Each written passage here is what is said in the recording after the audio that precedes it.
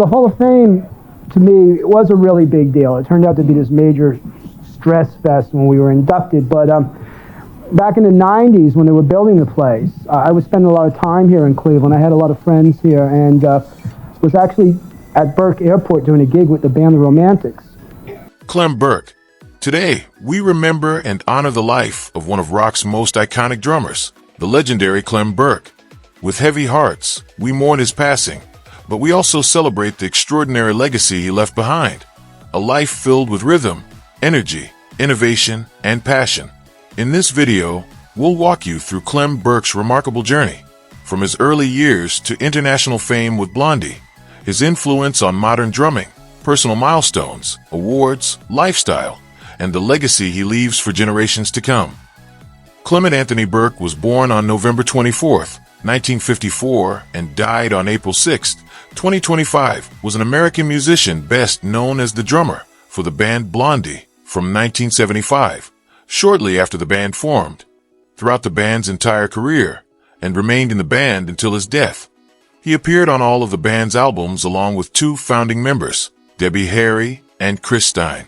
He also played drums for the Ramones for a brief time in 1987 under the name Elvis Ramone, and was a member of the Romantics from 1990 until 2004. Early life and musical beginnings. Growing up in Bayonne and later moving to Garden Grove, California, Clem Burke was drawn to music at a young age.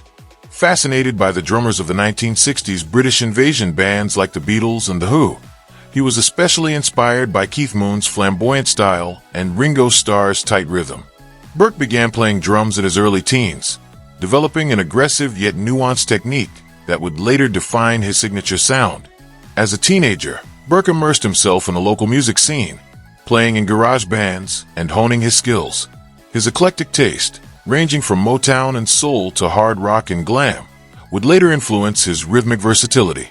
By the mid-1970s, he had relocated to New York City, the emerging epicenter of punk rock, where he was soon introduced to the underground art and music scene that gave birth to Blondie.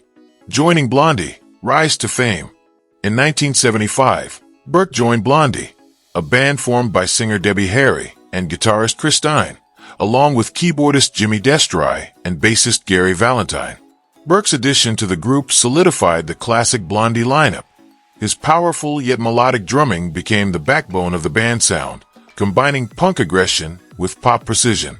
Blondie quickly became a fixture in the New York punk scene, performing at iconic venues like CBGB and Max's Kansas City.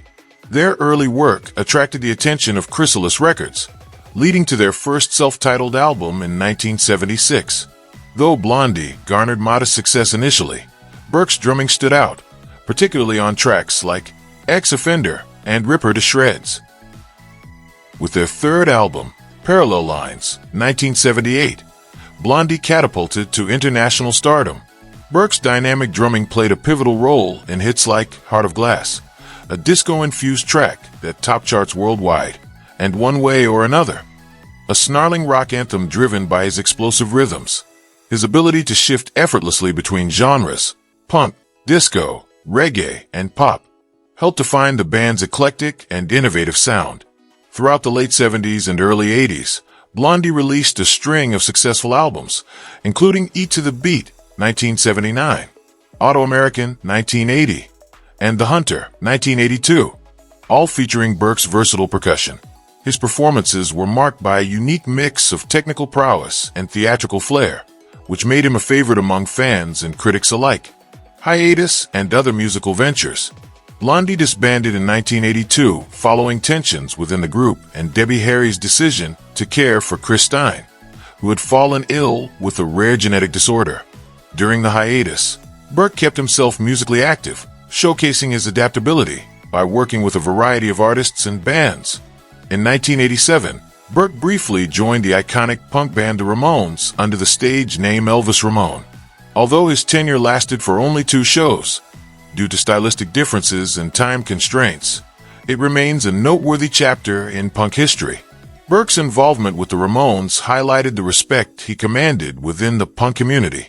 In 1990, Burke became a member of the Romantics, best known for their hit, What I Like About You.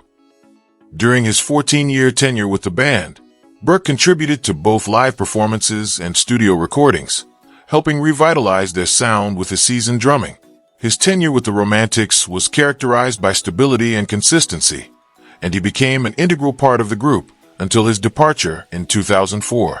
Beyond these notable collaborations, Burke worked as a session drummer for artists such as Iggy Pop, Eurythmics, Pete Townsend, and Bob Dylan, lending his talents to a wide range of musical genres and proving his status as a drummer of exceptional range and skill.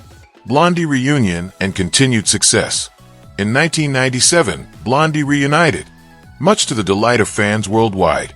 Burke rejoined the original core members, Debbie Harry and Chris Stein, marking the revival of one of punk and new wave's most influential bands. Their comeback album, No Exit, 1999, featured the hit single Maria, which reached #1 in the UK, proving the band's enduring appeal. Burke's drumming, tight and vibrant, was instrumental in re-establishing Blondie's sound in the new millennium. The reunion sparked a resurgence in Blondie's career, leading to a series of well-received albums, including The Curse of Blondie, 2003, Panic of Girls, 2011, Ghosts of Download, 2014, and Pollinator, 2017. Burke appeared on each album, maintaining his place as one of the group's three constants. In live performances, Burke remained a focal point of Blondie's high-energy shows. Known for his physical endurance and expressive playing style, he maintained an intensity on stage that mirrored his early years. His influence extended beyond drumming. He contributed creatively to the band's arrangements and remained deeply involved in their evolution.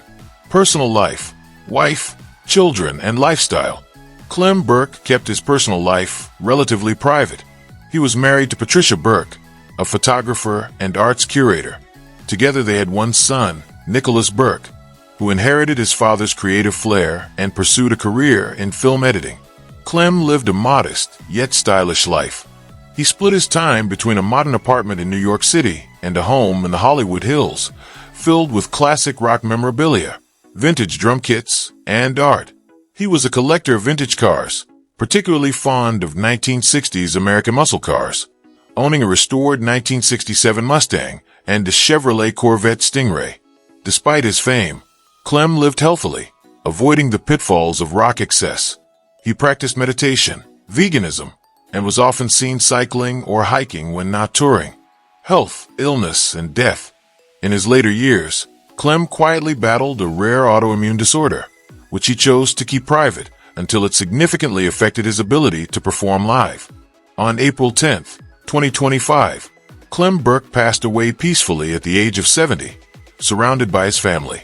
The official cause of death was complications related to progressive autoimmune encephalitis, a condition that had gradually impaired his motor functions.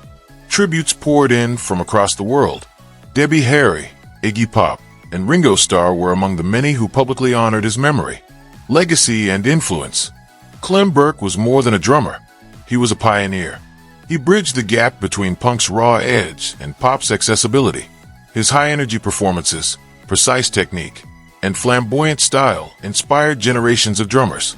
His Clem Burke Drumming Project, a research collaboration with British universities, helped establish drumming as a legitimate form of cardiotherapy. The studies he participated in showed that drummers require the stamina of professional athletes, an insight that changed how musicians and scientists view physical performance in music. Net worth and final years. At the time of his passing, Clem Burke's estimated net worth was around $10 million, amassed through Blondie royalties, live shows, endorsements. He had a long-standing partnership with Ludwig Drums, and appearances in documentaries and drum clinics worldwide. He lived comfortably, but was never ostentatious.